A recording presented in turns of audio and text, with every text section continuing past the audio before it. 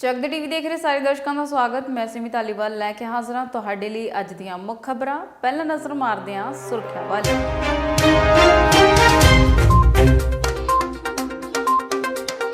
किसाना बाबत अश्विनी शर्मा का बड़ा बयान, कहा थोड़ी सरकार ने दिखाई नरमी, थोड़ी किसानों नूं भी राहत देनी चाहिए है सरकार नूं।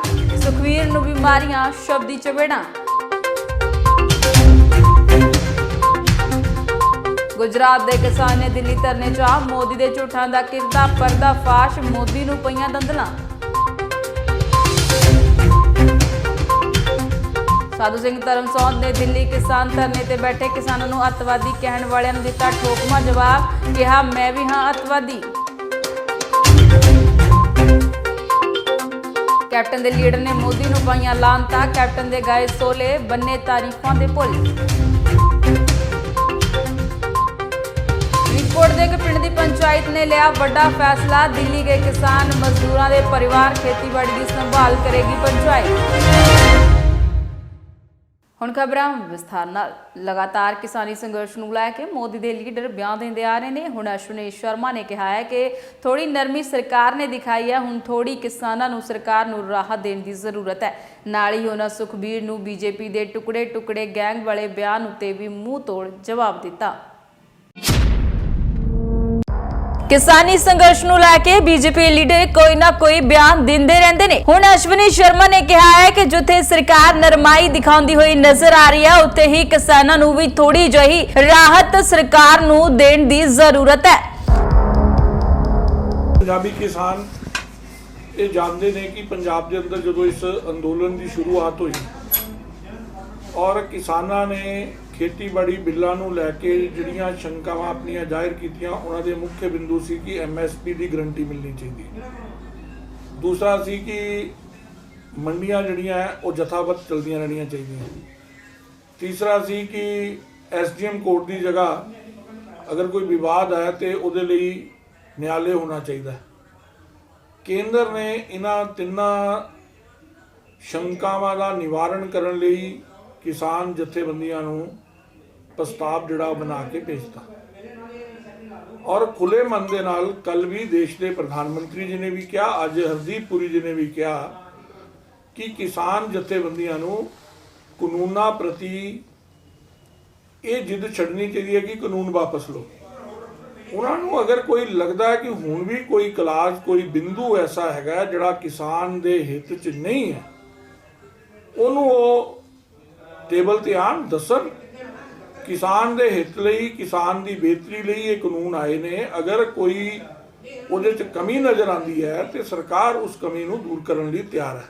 ਮੈਨੂੰ ਲੱਗਦਾ ਕਿ ਜਦੋਂ ਐਡਾ ਵੱਡਾ ਵਿਸ਼ਾਲ ਹਿਰਦੇ ਕਰਕੇ ਸੰਵੇਦਨਸ਼ੀਲ ਬੰਦੇ ਹੋਏ ਕੇਂਦਰ ਦੀ ਸਰਕਾਰ ਕਿਸਾਨ ਦੇ ਹਿੱਤ 'ਚ, ਕਿਸਾਨ ਦੀ ਬਿਹਤਰੀ ਲਈ, ਕਿਸਾਨ ਦੀ ਖੁਸ਼ਹਾਲੀ ਦੇ ਲਈ 4 ਕਦਮ ਅੱਗੇ ਵਧੀ ਹੈ, ਪ੍ਰਸਤਾਵ ਭੇਜਿਆ ਤੇ ਯੂਨੀਅਨ ਨੂੰ ਜਿਤਨੀਆਂ ਵੀ ਹੈ ਉਹਨਾਂ ਨੂੰ ਆਪਣਾ ਰਵੱਈਆ ਜਿਹੜਾ ਹੈ ਉਹ ਨਰਮ ਕਰਨਾ ਚਾਹੀਦਾ ਔਰ ਟੇਬਲ ਦੇ ਉੱਤੇ ਜਾਣਾ ਚਾਹੀਦਾ। ਟੇਬਲ ਤੇ ਜਾ ਕੇ ਅਗਰ ਪ੍ਰਸਤਾਵ ਦੇ ਇਲਾਵਾ ਵੀ ਕੋਈ ਕਲਾਜ਼ ਉਹਨਾਂ ਨੂੰ ਲੱਗਦੀ ਹੈ, ਇਹਦੇ 'ਚ ਪਰਿਵਰਤਨ ਕਰਤਾ ਜਾਏ, ਇਹਨੂੰ ਬਦਲਿਆ ਜਾਏ, ਇਹ 'ਚ ਸੋਧ ਕੀਤੀ ਜਾਏ, ਉਹਨਾਂ ਨੂੰ ਆਪਣੀ ਗੱਲ ਰੱਖਣੀ ਚਾਹੀਦੀ ਔਰ ਕੇਂਦਰ ਜਦ ਖੁੱਲੇ ਮਨ ਦੇ ਨਾਲ ਉਹਨਾਂ ਨੂੰ ਸੁਣਨ ਨੂੰ ਤਿਆਰ ਹੈ ਤੇ ਫਿਰ ਕਿਸਾਨ ਯੂਨੀਅਨ ਨੂੰ ਅੱਗੇ ਵਧਣਾ ਚਾਹੀਦਾ। ਹੁਣ ਇੰਨਾ ਹੀ ਨਹੀਂ, ਉਹਨਾਂ ਸੁਖਬੀਰ ਬਾਦਲ ਦੇ ਬੀਜੇਪੀ ਟੁਕੜੇ ਵਾਲੇ ਬਿਆਨ ਤੇ ਬੋਲਦੇ ਹੋਏ ਕਿਹਾ ਕਿ ਪਹਿਲਾਂ ਉਹ ਬੀਜੇਪੀ ਨੂੰ ਅਮਨ ਸ਼ਾਂਤੀ ਦਾ ਪ੍ਰਤੀਕ ਮੰਨਦੇ ਸਨ, ਹੁਣ ਟੁਕੜੇ ਬੋਲ ਰਹੇ ਨੇ।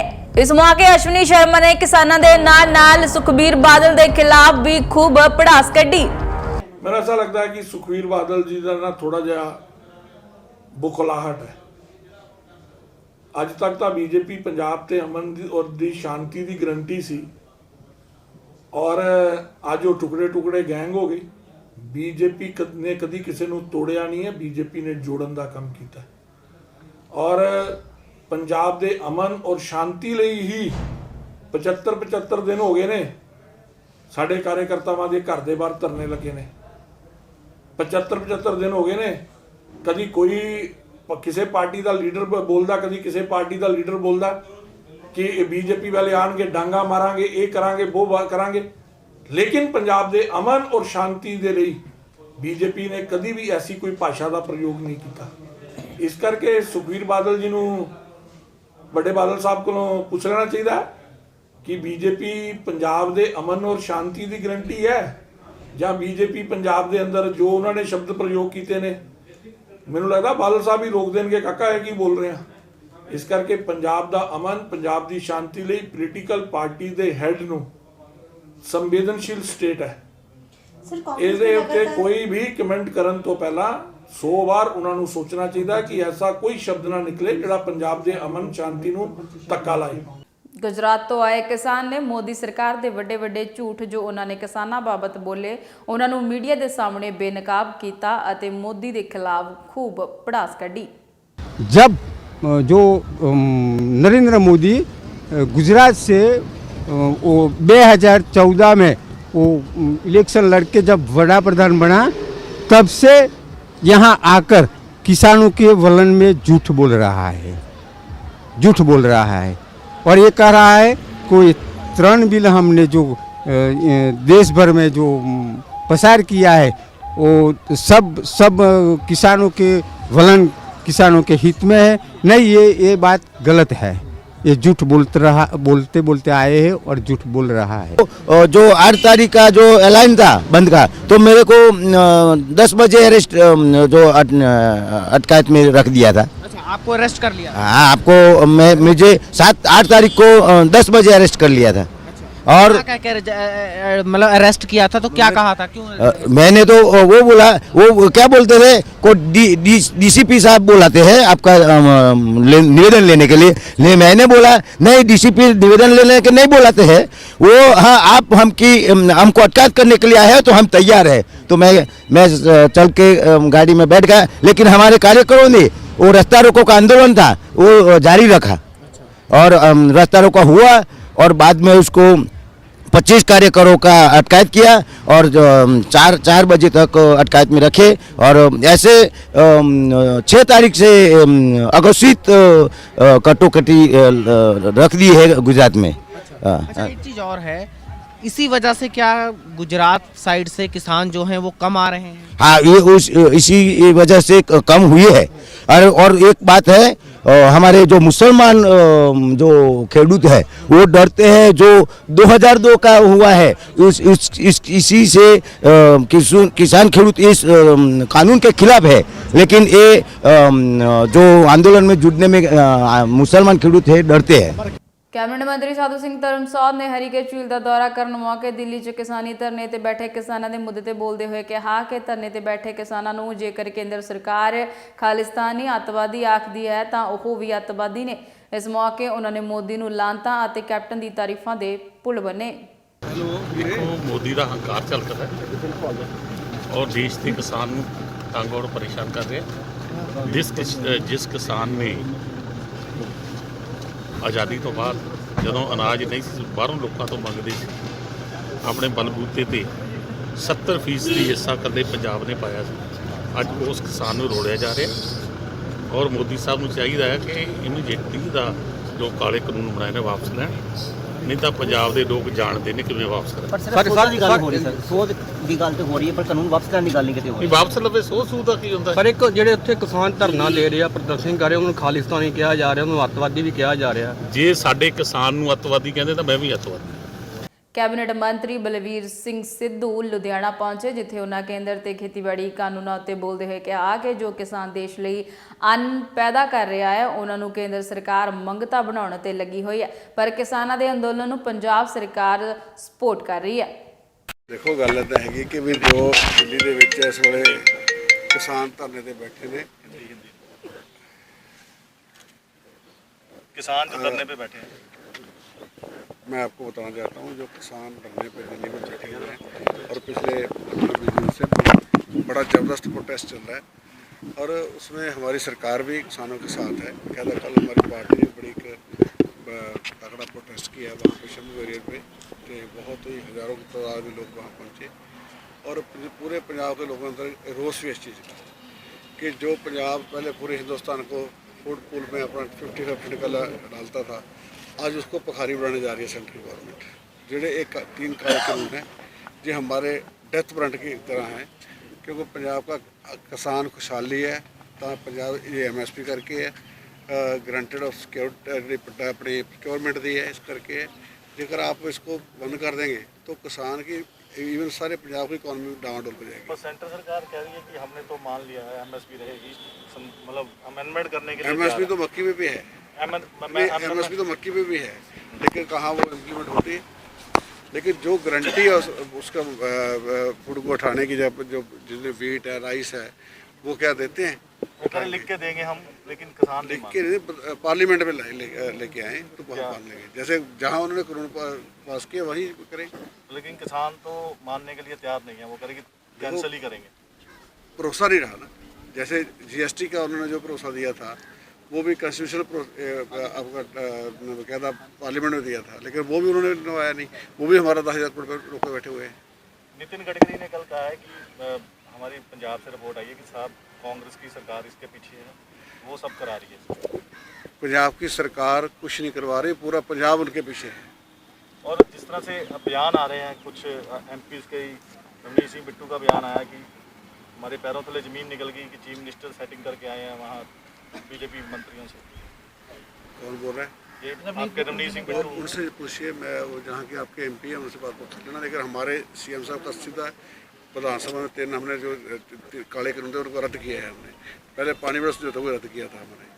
ऐसी कोई बात नहीं। हमारे सीएम साहब तो हमेशा किसानी के पक्ष में रहे हैं, और अब जब सरकार उनकी अगुवाई में पंजाब में बनी है तो किसान ने ओवरऑल पंजाब ने भी तरक्की की है। और जो एलिगेशन लग रहे हैं कि वहाँ पे अलगाववादी ताकतें हैवी हो रही हैं, उसके बारे में क्या कहेंगे आप? क्या है? बिल्कुल नहीं है कोई।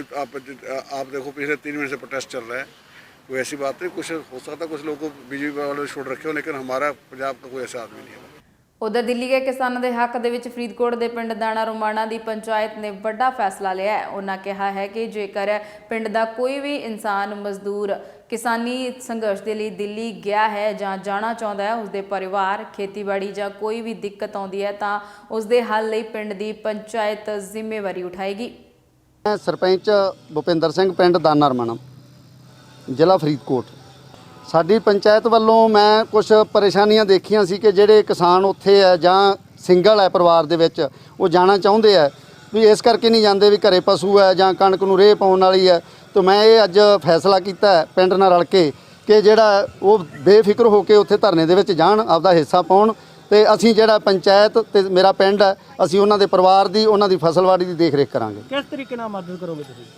ਅਸੀਂ ਚਾਹੇ ਮਜ਼ਦੂਰ ਲਾਈਏ, ਜਿਵੇਂ ਪਾਣੀ ਲਾਉਣ ਵਾਲਾ ਕਣਕ ਨੂੰ, ਚਾਹੇ ਅਸੀਂ ਆਪ ਪਿੰਡ ਦੇ ਮੁੰਡੇ ਇਕੱਠੇ ਹੋ ਕੇ ਰੇਹ ਪਾਈਏ, ਰੇਹ ਪਾਉਣ ਵਾਲੀ ਹੈ, ਪਾਣੀ ਲਾਉਣ ਵਾਲਾ ਪਾਣੀ ਲਾਈਏ, ਪਸ਼ੂ ਹੈ ਘਰੇ ਪੱਠੇ ਲਿਆਉਣ ਵਾਲੇ ਅਸੀਂ ਪੱਠੇ ਵੱਢ ਕੇ ਉਹਨਾਂ ਦੇ ਪਸ਼ੂਆਂ ਨੂੰ ਪਾਵਾਂਗੇ, ਬੇਫਿਕਰ ਹੋ ਕੇ ਉਹ ਧਰਨੇ 'ਚ ਬੈਠਣ ਆਪਦਾ ਮਸਤ ਹੋ ਕੇ। ਹੁਣ ਤੱਕ ਜੇਕਰ ਕਿੰਨੀ ਕੁ ਤੁਹਾਡੇ ਪਿੰਡ ਦੀ ਵੋਟ ਹੈ, ਕਿੰਨੇ ਕੁ ਜਿਹੜੇ ਕਿਸਾਨ ਆ ਜਾਂ ਮਜ਼ਦੂਰ ਆ ਉੱਥੇ ਜਿਹੜੇ ਸ਼ਮੂਲੀਅਤ ਕਰ ਚੁੱਕੇ ਆ? 900 ਦੇ ਕਰੀਬ ਵੋਟ ਹੈ। 80% ਲੋਕ ਆ ਜਿਹੜੇ ਮੇਰੇ ਪਿੰਡ ਦੇ ਨੌਜਵਾਨ, ਬਜ਼ੁਰਗ, ਮਜ਼ਦੂਰ ਸਭ ਜਾ ਚੁੱਕੇ ਉੱਥੇ ਧਰਨੇ ਦੇ ਵਿੱਚ। ਕੁਝ ਵਾਪਸ ਆ ਗਏ ਆ, ਕੁਝ ਅੱਜ ਸਵੇਰੇ ਗਏ ਆ, ਕੁਝ ਸਰਦਾਰ ਅਜੇਪਾਲ ਸੰਧੂ ਸਾਹਿਬ ਵੱਲੋਂ ਕੱਲ ਬੱਸ ਦਾ ਬੰਦੋਬਸਤ ਕੀਤਾ ਗਿਆ ਤੇ ਕੱਲ ਐਤਵਾਰ ਨੂੰ ਬੱਸ ਫਿਰ ਰਵਾਨਾ ਹੋ ਰਹੀ ਹੈ ਦਿੱਲੀ ਨੂੰ। ਕਿੰਨੇ ਕੁ % ਲੋਕ ਜਾਵੜੇ ਨੇ ਹੁਣ ਤੱਕ? 80% ਲੋਕ ਦੇ ਕਰੀਬ ਜਾਵੜੇ। ਤੇ ਤੁਸੀਂ ਆਪਦੇ ਵੱਲੋਂ ਹੋਰ ਵੀ ਜਿਹੜਾ ਉਪਰਾਲਾ ਕੀਤਾ ਹੈ, ਹੋਰ ਆਪ ਸਰਪੰਚਾਂ ਨੂੰ ਜਾਂ ਪਿੰਡਾਂ ਦੇ ਲੋਕਾਂ ਨੂੰ ਕੀ ਸੰਦੇਸ਼ ਦੇਣਾ ਚਾਹੁੰਦੇ ਹੋ? ਮੈਂ ਸਾਰੇ ਪਿੰਡਾਂ ਨੂੰ ਤੇ ਇਹ ਜਾਤ ਪਾਤ ਪਾਰਟੀਬਾਜ਼ੀ ਛੱਡ ਕੇ ਅੱਜ ਹਰ ਇੱਕ ਜੋ ਕਿਸਾਨ ਉੱਥੇ ਧਰਨੇ 'ਚ ਜਾ ਰਿਹਾ ਉਹਦੇ ਸਪੋਰਟ 'ਚ ਖੜਨ, ਜੋ ਮਦਦ ਕਰ ਸਕਦੇ ਆ ਉਹ ਕਰਨ। ਅਸੀਂ ਮੰਦਰਾਂ 'ਚ ਗੁਰਦੁਆਰਿਆਂ 'ਚ ਬਹੁਤ ਦਾਨ ਕਰ ਲਿਆ, ਪਰ ਹੁਣ ਜਿਹੜਾ ਆ ਸਾਡੇ ਤੇ ਮੁਸੀਬਤ ਬਣੀ ਹੈ ਪੰਜਾਬ ਤੇ ਦੇਸ਼ ਤੇ, ਇਹਦੇ 'ਚ ਵੱਧ ਤੋਂ ਵੱਧ ਯੋਗਦਾਨ ਪਾਉਣਾ ਚਾਹੀਦਾ। ਜੋ ਵੀ ਅਸੀਂ ਸੇਵਾ ਨਿਭਾ ਸਕਦੇ ਹਾਂ ਅਸੀਂ ਮਤਲਬ ਇੱਥੇ ਸੇਵਾ ਨਿਭਾਈਏ। ਸਰਪੰਚ ਸਾਹਿਬ ਕਾਫੀ ਮੀਟਿੰਗਾਂ ਹੋ ਚੁੱਕੀਆਂ ਪਰ ਹਜੇ ਤੱਕ ਗੱਲਬਾਤ ਸਿਰੇ ਨਹੀਂ ਲੱਗੀ, ਕੀ ਕਹਿਣਾ ਚਾਹੋਗੇ? ਦੇਖੋ ਜੀ, ਉਹ ਮੋਦੀ ਦਾ ਇਹ ਹੈ ਸੋਚ ਕੇ ਜਿਹੜਾ ਮੀਟਿੰਗਾਂ ਇਹਨਾਂ ਨੂੰ ਲੰਮਾ ਕਰ ਲਓ, ਧਰਨੇ ਨੂੰ ਲੰਮਾ ਕਰ ਲਓ, ਕਿਸਾਨ ਆਪੇ ਚੁੱਪ ਕਰਕੇ ਤੁਰ ਜਾਣਗੇ। ਪਰ ਮੈਂ ਰਾਤ ਦੇਖ ਰਿਹਾ ਸੀ ਕਿ ਕਿਸਾਨ ਅਜੇ ਤਾਂ ਅੱਧਿਆਂ ਨੇ ਤਾਂ ਰਾਸ਼ਨ ਹੀ ਨਹੀਂ ਖੋਲ੍ਹਿਆ, ਉਹ ਤਾਂ ਲੰਗਰ 'ਚੋਂ ਚੱਲੀ ਜਾਂਦਾ ਕੰਮ। ਤੇ ਜਦੋਂ ਉਹ ਲੰਗਰ ਖੁੱਲ੍ਹ ਗਏ ਤੇ ਮੇਰਾ ਖਿਆਲ ਹੈ ਭਾਵੇਂ 3 ਸਾਲ 2 ਸਾਲ ਵੀ ਸੰਘਰਸ਼ ਚੱਲਿਆ ਤੇ ਉਹਦਾ ਸ਼ੱਕ ਦੂਰ ਹੋ ਜਾਊਗਾ ਮੋਦੀ ਦਾ ਕਿ ਬਈ ਇਹ ਮੁੜਨ ਵਾਲੇ ਨਹੀਂ ਗੇ ਵਾਪਸ। ਤੁਸੀਂ ਐਜ਼ ਏ ਕਿਸਾਨ ਕੀ ਕਹਿਣਾ ਚਾਹੁੰਦੇ ਹੋ? ਕਿਉਂਕਿ ਕੁਝ ਲੋਕ ਇਹੋ ਜਿਹੇ ਹੈਗੇ ਉੱਥੇ, ਉਹ ਕਹਿੰਦੇ ਆ ਜਿੰਨੀਆਂ ਕੁ ਮੰਗਾਂ ਉਹਨਾਂ ਨੇ ਮੰਨ ਲਈਆਂ ਸਾਨੂੰ ਵਾਪਸ ਜਾ ਵੜਨਾ ਚਾਹੀਦਾ, ਉਨੀਆਂ ਕੁ ਮੰਗਾਂ ਲੈ ਕੇ ਪੂਰੀਆਂ। ਤੇ ਜਿਹੜੇ ਕਿਸਾਨ ਆਗੂ ਆ ਜਾਂ ਕੁਝ ਕਿਸਾਨ ਆ ਪੂਰੇ ਜਿਹੜੇ ਉੱਥੇ ਜ਼ਿਆਦਾਤਰ ਜਿਨ੍ਹਾਂ ਦੀ ਗਿਣਤੀ ਹੈ ਉਹ ਇਹ ਕਹਿ ਰਿਹਾ ਕਿ ਅਸੀਂ ਜਿਹੜੇ ਬਿੱਲ ਵਾਪਸ ਕਰਾ ਕੇ ਜਾਵਾਂਗੇ। ਦੇਖੋ ਜੀ, ਇਹਦੇ 'ਚ ਜਿਹੜੇ ਕਿਸਾਨ ਆਗੂ ਹੈ ਜ਼ਿਆਦਾਤਰ ਜਾਣਕਾਰੀ ਉਹਨਾਂ ਨੂੰ ਹੈ। ਹੁਣ ਧਰਨੇ 'ਚ ਬੈਠੇ ਆ, ਹਰ ਇੱਕ ਜਾਣਕਾਰੀ ਜਿਹੜੀ ਆ ਕਈਆਂ ਨੂੰ ਨਹੀਂ ਹੈ। ਸੋ ਉਹਨਾਂ ਨੂੰ ਜ਼ਿਆਦਾ ਪਤਾ ਹੈ ਵੀ ਕੀ ਸਾਨੂੰ ਲੈ ਕੇ ਵਾਪਸ ਮੁੜਨਾ ਚਾਹੀਦਾ ਹੈ, ਲਿਖਤੀ ਰੂਪ 'ਚ ਹੋਣਾ ਚਾਹੀਦਾ, ਕਾਨੂੰਨ ਵਾਪਸ ਹੋਣਾ ਚਾਹੀਦਾ, ਕਿਉਂਕਿ ਜੇ ਅੱਜ ਧਰਨਾ ਵਾਪਸ ਲੈ ਕੇ ਆ ਗਏ, ਕੱਲ ਨੂੰ ਮੋਦੀ ਨੇ ਉਹੀ ਕਾਨੂੰਨ ਫਿਰ ਲਾਗੂ ਕਰਤੇ ਤੇ ਦੁਬਾਰਾ ਇਹ ਸੰਘਰਸ਼ ਜਿਹੜਾ ਹੈ, ਇਹ ਦੁਨੀਆ 'ਚ ਰਹਿੰਦਾ ਸੰਘਰਸ਼ ਹੈ, ਐਡਾ ਤਕੜਾ ਸੰਘਰਸ਼ ਹੋਇਆ ਜਿਹੜਾ, ਇਹ ਦੁਬਾਰਾ ਹੋਣਾ ਨਾਮੁਮਕਿਨ ਹੈ। ਇਸ ਮੌਕੇ ਪਿੰਡ ਦੀਆਂ ਔਰਤਾਂ ਨੇ ਕਿਹਾ ਕਿ ਪਿੰਡ ਦੀ ਪੰਚਾਇਤ ਨੇ ਜੋ ਖੁਦ ਜ਼ਿੰਮੇਵਾਰੀ ਉਠਾਉਣ ਦਾ ਐਲਾਨ ਕੀਤਾ ਹੈ, ਉਸ ਨਾਲ ਉਹਨਾਂ ਦੇ ਹੌਸਲੇ ਹੋਰ ਵੀ ਜ਼ਿਆਦਾ ਬੁਲੰਦ ਹੋ ਗਏ ਨੇ। ਸਾਡੇ ਬੱਚੇ ਗਏ ਵੇ ਆ ਜੀ, ਸਾਡੀ ਪੰਚਾਇਤ ਦੇ ਮੈਂਬਰ ਸਾਰੇ ਫਿਰ ਗਏ ਵੇ ਆ ਤੇ ਬਸ ਅਸੀਂ ਤੇ ਇਹੀ ਆਨੇ ਆ ਵੀ ਆਪਦੀ ਗਏ ਆ ਤੇ ਆਪਦੀ ਜਿੱਤ ਕੇ ਵੜਨਗੇ ਉਹ। ਤੁਹਾਡੀ ਪੰਚਾਇਤ ਨੇ ਅੱਜ ਇੱਕ ਵੱਡਾ ਐਲਾਨ ਕੀਤਾ ਹੈ ਕਿ ਜਿੰਨੇ ਕਿਸਾਨ ਆ ਜਾਂ ਜਿਹਨੇ ਜਾਣਾ ਉੱਥੇ ਉਹ ਵੀ ਜਾ ਸਕਦਾ, ਉਹਨਾਂ ਦੀ ਜ਼ਿੰਮੇਵਾਰੀ ਅਸੀਂ ਪਿੱਛੇ ਟੱਕਾਂਗੇ। ਹਾਂ ਜੀ, ਪੰਚਾਇਤ ਪੂਰਾ ਸਾਥ ਦਿੰਦੀ ਹੈ, ਪੰਚਾਇਤ ਦਿੰਦੀ ਸਾਥ ਸਾਡੀ ਪੂਰੇ। ਸਾਡਾ ਬੱਚਾ ਵਿਚਾਰਾ ਸਾਰਿਆਂ ਨੂੰ ਪੁੱਛਦਾ ਦੱਸਦਾ, ਸਾਰਿਆਂ ਦਾ ਪਤਾ ਸ਼ਤਾ ਲੈਂਦਾ। ਠੀਕ ਹੈ, ਜਾਣਗੇ ਜੀ। ਹੁਣ ਤੱਕ ਜਿਹੜੀ ਹੈਗੀ ਆ ਤੁਸੀਂ ਕਿਸ ਤਰੀਕੇ ਦੇ ਨਾਲ ਜਿਹੜੇ ਆਪਦੇ ਜਿਹੜੇ ਤੁਹਾਡੇ ਉੱਥੇ ਕਿਸਾਨ ਗਏ ਆ ਉਹਨਾਂ ਦੀ ਮਦਦ ਕੀਤੀ ਹੈ ਰਹਿ ਕੇ ਇੱਥੇ? ਅਸੀਂ ਜੀ ਆਪ ਤੋਂ ਜਿੰਨਾ ਵੀ ਪੈਸਾ ਧੇਲਾ ਇਕੱਠਾ ਕੀਤਾ ਉਹ ਵੀ ਦਿੱਤਾ। ਜੇ ਹੁਣ ਹੋਰ ਲੋੜ ਪਊਗੀ ਪੈਸੇ ਧੇਲੇ ਦੀ, ਰਾਸ਼ਨ ਦੀ, ਕਾਸੇ ਦੀ ਲੋੜ ਪਊਗੀ, ਉਹਨਾਂ ਨੂੰ ਸਾਰਾ ਫੁੱਲ ਰਾਸ਼ਨ ਘੱਲਾਂਗੇ, ਸਾਰਾ ਕੁਝ ਘੱਲਾਂਗੇ ਉਹਨਾਂ ਨੂੰ। ਤੁਹਾਨੂੰ ਕਿਸ ਤਰੀਕੇ ਦੇ ਕੰਮ ਕਰਨੇ ਪਏ ਆ ਹੁਣ ਉਹਨਾਂ ਤੋਂ ਬਗੈਰ, ਮਰਦਾਂ ਤੋਂ ਬਗੈਰ? ਉਹਨਾਂ ਤੋਂ ਬਗੈਰ ਜੀ ਪੱਠੇ ਵੀ ਲਿਆਉਣੇ ਪੈਂਦੇ, ਬੁੱਢੀਆਂ ਨੂੰ ਪਾਉਣੇ ਵੀ ਪੈਂਦੇ, ਪਸ਼ੂ ਵੀ ਸਾਂਭਣੇ ਪੈਂਦੇ ਆ, ਖੇਤ ਜਿਹੜਾ ਕੋਈ ਬੰਦਾ ਲਾਉਣੇ ਉਹਦਾ ਚਾਹ ਪਾਣੀ ਵੀ ਘੱਲਣਾ ਪੈਂਦਾ, ਲਿਜਾਣਾ ਵੀ ਪੈਂਦਾ ਪੂਰੀ ਆਪਦੀ। ਪਰ ਸਾਨੂੰ ਕੋਈ ਤੰਗ ਸੀ ਨਹੀਂ, ਸਾਨੂੰ ਹੌਸਲਾ ਵੀ ਸਾਡਾ ਜਿਹੜਾ ਕੰਮ ਆ ਉੱਥੋਂ ਜਿੱਤ ਕੇ ਮੁੜਨ, ਸਾਨੂੰ ਕੋਈ ਪਰੇਸ਼ਾਨੀ ਨਹੀਂ ਕੰਮ ਦੀ। ਕਈ ਮੀਟਿੰਗਾਂ ਹੋ ਗਈਆਂ, ਮੋਦੀ ਟਸ ਤੋਂ ਮਸ ਨਹੀਂ ਹੋਇਆ ਅਜੇ ਤੱਕ। ਕੋਈ ਨਹੀਂ ਜੀ, ਹੋ ਜਾਊਗਾ ਆਪੇ, ਮਹਾਰਾਜ ਜੀ ਉਹਨੂੰ ਕਰ ਦੂਗਾ ਕਿਸੇ ਪਾਸੇ। ਜਿਹੜੀ ਇੰਨੀ ਉਹਨੇ ਖਿਲਖਤ ਦੁਨੀਆ ਤੰਗ ਕੀਤੀ ਹੈ ਉਹਦਾ ਨਿਬੇੜਾ ਪਰਮਾਤਮਾ ਕਿਤੇ ਕਰ ਦੂਗਾ, ਹੋ ਜਾਊਗਾ। ਜਦੋਂ ਤੁਹਾਡਾ ਫੋਨ ਆਉਂਦਾ ਉਹਨਾਂ ਦਾ ਜਿਹੜੇ ਅੰਦੋਲਨ ਦੇ ਵਿੱਚ ਬੈਠੇ ਆ ਉਹਨਾਂ ਨਾਲ ਗੱਲਬਾਤ ਹੁੰਦੀ ਹੈ, ਤੁਸੀਂ ਇੱਧਰੋਂ ਕੀ ਹੌਸਲਾ ਦਿੰਦੇ ਉਹਨਾਂ ਨੂੰ? ਅਸੀਂ ਉਹਨੂੰ ਇਹੀ ਕਹਿੰਦੇ ਆ ਵੀ ਸਾਡੇ ਬੱਚਿਆਂ ਨੂੰ ਵੀ ਅਸੀਂ ਤਾਂ ਇਹੀ ਕਿਹਾ ਵੀ ਤੁਸੀਂ ਜੰਗ ਜਿੱਤ ਕੇ ਹੀ ਮੁੜਨਾ, ਅਸੀਂ ਆਪੇ ਪੱਠੇ ਵੱਢਾਂਗੇ, ਆਪੇ ਪਸ਼ੂ ਸਾਂਭਾਂਗੇ, ਸਾਨੂੰ ਘਰ ਦਾ ਤੁਹਾਨੂੰ ਕੋਈ ਫਿਕਰ ਨਹੀਂ ਜੀ। ਅਸੀਂ ਤਾਂ ਇਹੀ ਕਹਿਣਾ ਚਾਹੁੰਦੇ। ਇਹ ਸਨ ਹੁਣ ਤੱਕ ਦੀਆਂ ਖਬਰਾਂ। ਤਾਜ਼ਾ ਤਰੀਨ ਖਬਰਾਂ ਲੈ ਕੇ ਫਿਰ ਹਾਜ਼ਰ ਹੋਵਾਂਗੇ। ਉਦੋਂ ਤੱਕ ਮੈਨੂੰ ਦਿਓ ਇਜਾਜ਼ਤ। ਸਤਿ ਸ਼੍ਰੀ ਅਕਾਲ।